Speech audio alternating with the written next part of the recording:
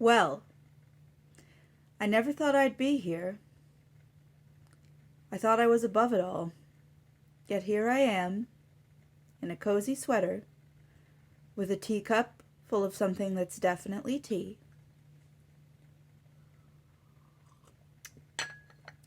It's tea. Obsessed with Darcy coats.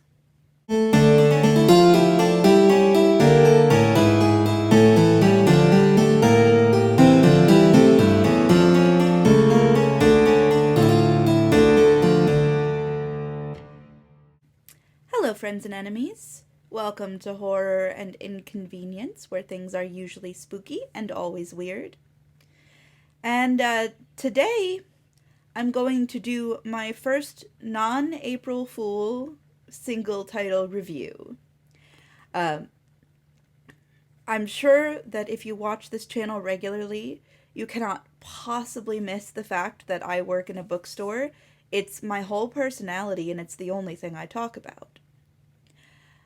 Well, as a bookstore employee, sometimes you get access to advanced reading copies. When I saw this advanced copy come across the desk, I could not pass it up.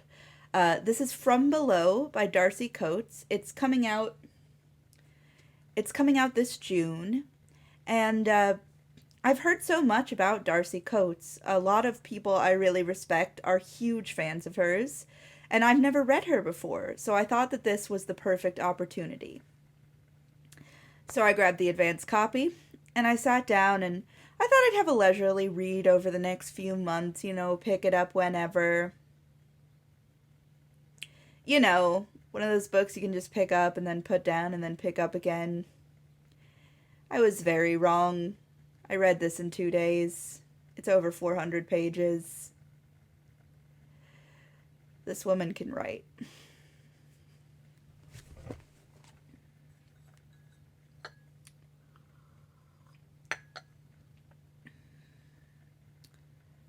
I wasn't sure what I would think of Coates because she often gets billed as cozy horror, and while I didn't know enough about that genre to know if I'd like it, I do know that the title is borrowed from the cozy mystery genre, which I despise.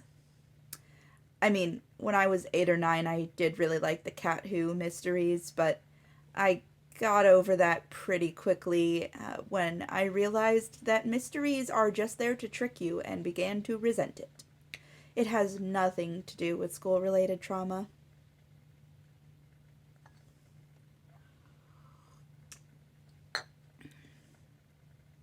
Well, it turns out I do love cozy horror. Okay, so before we get into that, let's break it down. What is From Below about? What do I love about it? The premise of this book, first of all, it's underwater horror, which is inherently scarier than most things to me because, you have to be insane, right? To go scuba diving, you have to be unhinged. So already, I'm loving it. Like, I'm not comfortable snorkeling. Swimming, fine. When I'm close to shore, I like swimming, but you put a breathing apparatus onto my face, and I'm side-eyeing you. This feels like a plot to kill me. Well, this is a horror novel where, for a majority of it, the characters are scuba diving. So, right away, I'm frightened. Basically, this is about a small documentary crew diving to the wreck of a long-lost ship called the SS Arcadia. This is a fictional ship that sunk not long after the Titanic in the 20s. And it was similar. It was a commercial ship that hauled cargo and passengers. It was designed to be a luxury cruise liner while still being functional. And the SS Arcadia, the circumstances of its sinking are extremely mysterious. basically some bizarre distress calls came through to other ships in the several days before its sinking. Uh, but all of the coordinates that were given turned out to have nothing to do with the actual location of the ship, and all contradicted each other as well. The final distress call recorded in history included the terrifying phrase, "They're in the walls," so that's great. We love that. And yeah, and then mysteriously the ship sank. It was only confirmed that it sank when about a year later one of its oars washed up on the shore in Finland. I want to say Finland, somewhere cold. And that's where things are until a survey digs up evidence of the ship's location, and in modern day, this documentary crew goes to dive the wreck. I think what makes this book great, and what I suspect, again, this is my first of her books, but what I suspect makes her writing cozy, is the interesting characters and the sort of found family dynamics that they have with each other. Yeah, I said the key word, found family. Now all my queer buddies are going to be reading this with me. So the main character is Cove. She is a documentarian adventurer type of character. Her father was the same. It's she's Bindi Irwin. Next question. She's delightful, really. Love her. She's a very sympathetic character. You want her to succeed. Her flaws are very forgivable. There's her best friend Roy, the cameraman. He's a sort of hyper masculine, tough guy with a very soft center. And his little, like, adopted intern, Aiden, who is just a very sweet kid that Roy has taken under his wing like a little brother. And Aiden is looking forward when they get back from this trip to proposing to his girlfriend. And he's just very shy and sweet and nervous. And if you want to protect him, he's a protectable kid. Then there's Vanna. She is the diving instructor. And she's weird, closed off, kind of cold.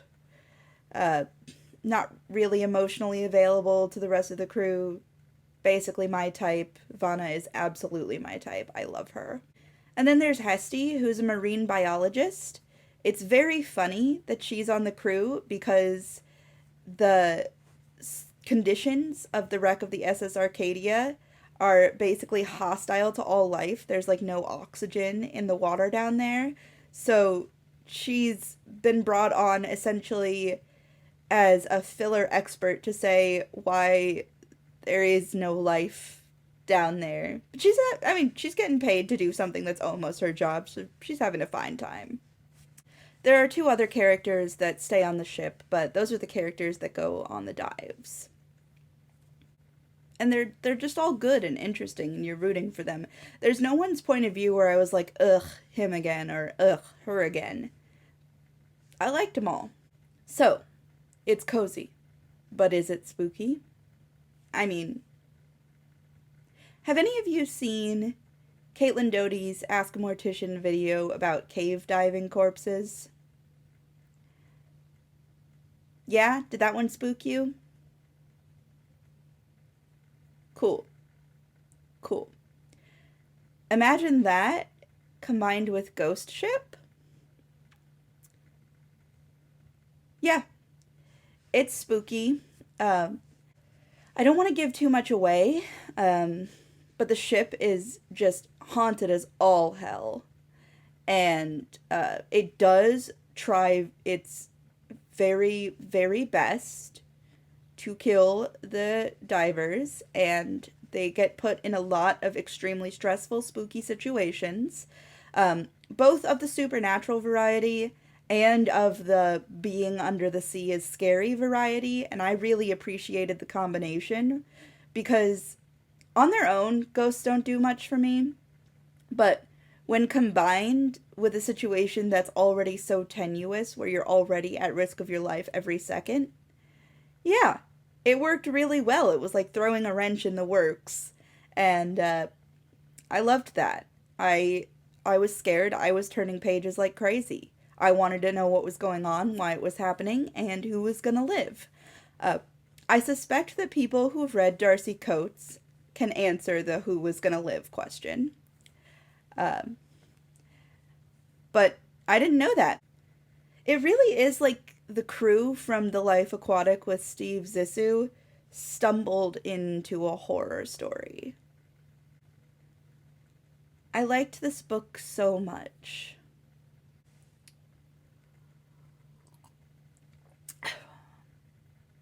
That tea hits the spot.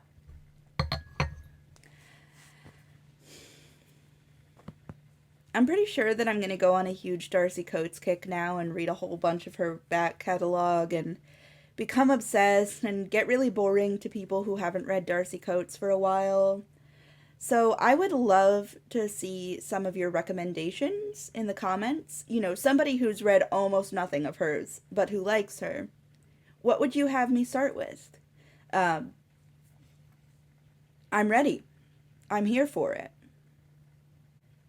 I don't really have any particular criticisms of this book. Uh, it wasn't particularly deep, ironically. You're not going to get a lot of philosophical musing out of this. It does exactly what it's supposed to do, and it does it really well. I think there's a certain type of horror story she's here to write, and it's very well executed.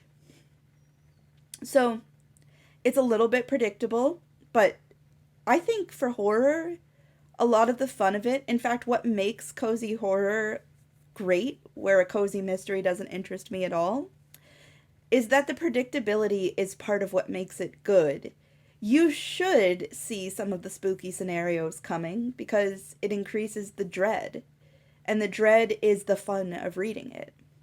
You know, I what I hate about mystery thrillers is that they're always trying to surprise you. I only want to be surprised by something I knew was going to happen anyway.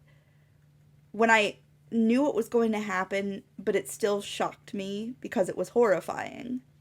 That's what I want, and that's what I got from this.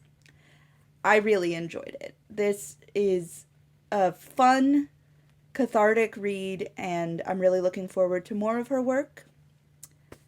Now you know. Yeah, so From Below comes out in June. Highly recommended if that sounds like what you want out of a book, because it will deliver that and it will be satisfying. I don't exactly know how to end this. I haven't done a lot of review videos before, but I thought it might be nice to share some lines of poetry that this book reminded me of. This is from Adrienne Rich, Diving into the Wreck. I came to explore the wreck.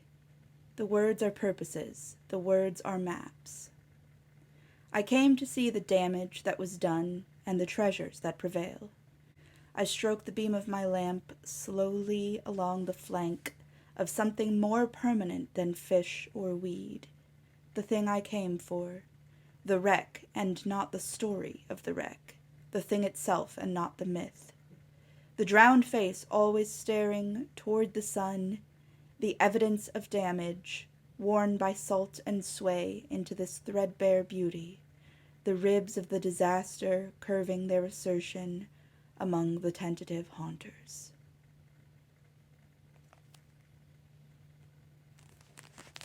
Thanks for watching.